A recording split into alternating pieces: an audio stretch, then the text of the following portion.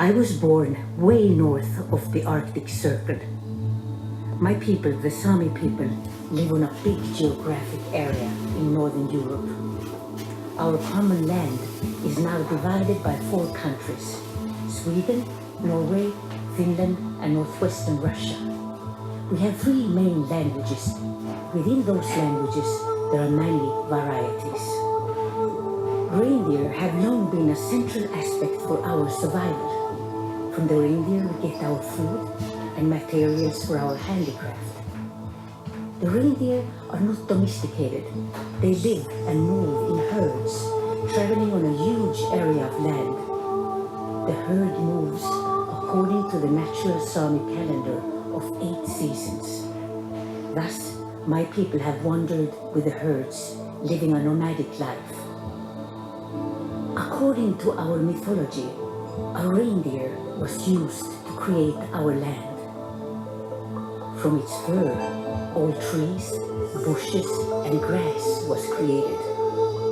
From its blood veins, all rivers, streams, and waters were awakened. Its skull became the sky, and the ice from the reindeer dispersed in the sky, creating the stars, symbolical constellations to understand life.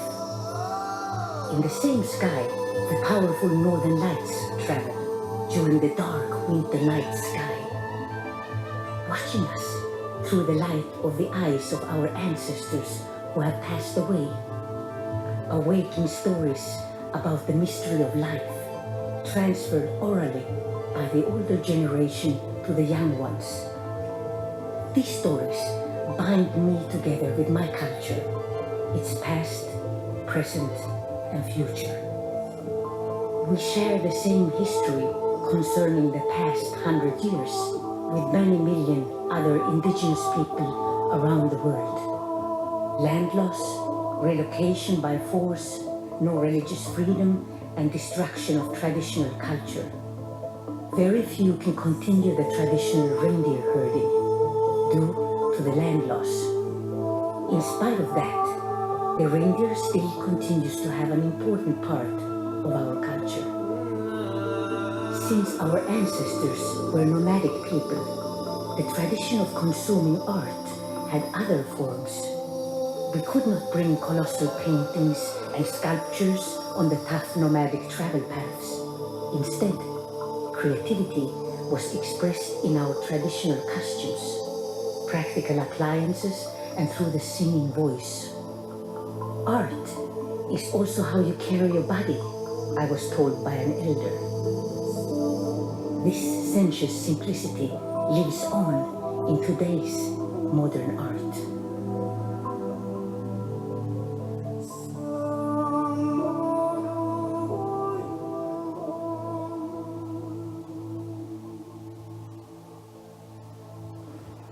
How's the research going? Great. Very excellent. I definitely think the Sami culture is definitely really different than American. I definitely learned that the color red they wear for their clothing. It's also one of the 4 that they wear. They also wear blue, green, and yellow. And it's also part of their flag. I learned a little bit about their art and their culture, and a lot of their art comes from a very deep respect for nature. They believe that they and nature are one, and they are very good at crafting things with their hands. It's called doji, and it uses natural, soft, round materials. And there's 2 types of handcrafting. There's soft and hard. The hard are usually made by the men, and they use reindeer antlers for knives and cups. And the soft is made by the women, and they make clothing and baskets and jewelry and satchels with it.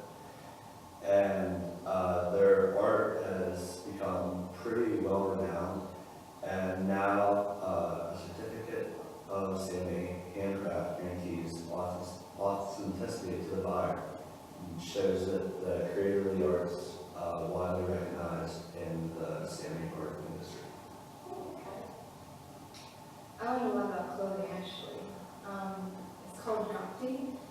traditional clothing worn by the Sami people.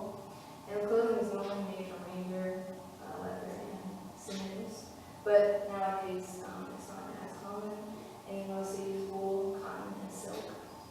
And the women typically wear dresses, a French shawl, or and boots or shoes made of reindeer leather. It was a very interesting culture. I was actually able to learn about the weapons. I'm a violent person, and so are they. They really like pitfalls. So if someone's like walking through like one of the areas, someone just falls in a pitfall. They use snares, bow and arrow to go hunting with, and spears. I also learned something about the architecture is that they use animal skins to build their tents. And since they're nomadic, they needed something easy to transportate because they followed the caribou. Like you were talking about like the hard crafting, I learned about their drinking cups from carved birch. I actually have a drinking cup made out of the reindeer. Samis, they worship like a weird shaped rock or stump. They think of your gods. Is it just a stump? Yeah, just a rock or stump. It's like assumed a house, like their god. It's a form of shamanism. Oh, that's cool. I also learned some about their like sculptures. I'm not going to pronounce them because I don't speak Swedish, but it's definitely long and interesting. I'll have to get some images to show us. I'm glad that you really like worked out for this. You really did a great job learning about your clothing. You're so stylish. Good job with your skills. The portion of the project that I focused on for the Sami culture was jewelry, makeup, and body modification. The jewelry is made up of two different categories because it involves handicraft. Handicraft within these categories are hard handicraft and soft handicraft. Hard handicraft was traditionally made for men. It included things such as knives, cuts, and elaborately engraved reindeer horns. Soft handicraft, which was traditionally made for women, included clothing, intricately woven tin wire bracelets, and other jewelry. They also had bags and baskets woven from birch roots, which is another form of handicraft known as root handicraft. To be physically fit is really important in their culture because they do like work for everything that they make, and they gather the materials because they're naturally made. So that is something as far as body modification that is related to the topic. But as far as like anything related to plastic surgery or anything related to the way they change to alter their bodies, I really didn't find information regarding that. And for makeup, it's more natural look. They don't really use makeup. I'm sure that if they did use makeup, it would be made of more natural substances. They may create their own makeup, but as far as specific makeup that they wear in the culture, it's not really relevant for this culture, which was also implemented into the jewelry and the little things that they wore as part of their culture. There wasn't any information that I could really find related to the makeup or body modification because they just live in their natural habitat. They just want to survive basically, so they don't worry too much about makeup or changes in their body. The video that you'll see next is a personal experience from someone a part of the Sami culture and her experience with jewelry making, more specifically the bracelet she's made for the Sami culture. Growing up, everyone's hands were always busy. Our days were filled with work, and when we were at home, we pulled our handcraft into our laps. My father carved wood. My mother embroidered. Grandmother's aunts tatted and crocheted lace. All of us knit, even my brothers. It was a part of the way of life. Everything was embellished, our clothes and houses touched by loving hands. In my grandmother's trunk, there were treasures from a faraway land, evidence of a life before coming to America, of a time when the family still walked with the reindeer. We were the southern Sami of Sweden. Generations got skipped, but now I pick up the 10-thread embroidery again. It is hard to describe how much pleasure, joy it is to reconnect that broken link. Touching reindeer skin, is like going home.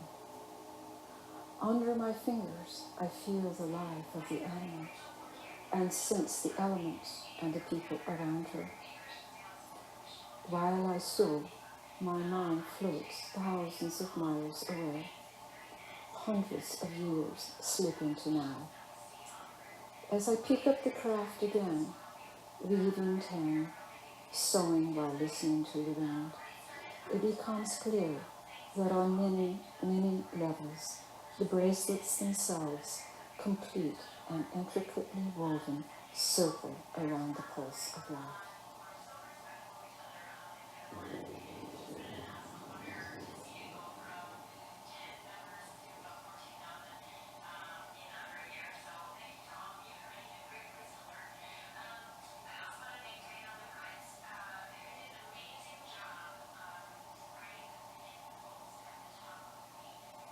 Growing up, everyone's hands were always busy. Our days were filled with work, and when we were at home, we pulled our handcraft into our laps. My father carved wood, my mother embroidered, grandmothers, aunts tatted and crocheted lace. All of us knit, even my brothers. It was a part of the way of life. Everything was embellished, our clothes and houses